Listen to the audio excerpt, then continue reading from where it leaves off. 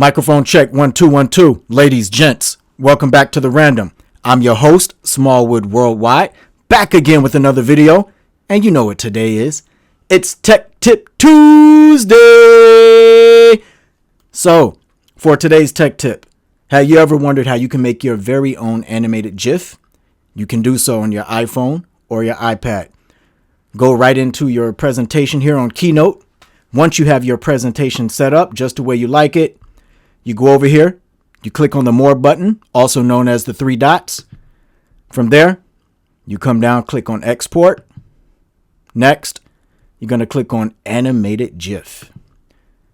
From there, you could change the sizes if you like. I'm going to leave it at medium. You're going to click on the slide range. So on your presentation, I have 3, so I'm going to want 1 through 3. We're done with that. We're going to go back from here, click on Export. And then, as you can see, the process is so buttery smooth.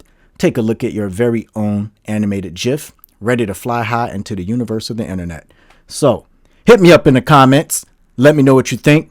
Creating an animated GIF straight out of your very own Apple Keynote app.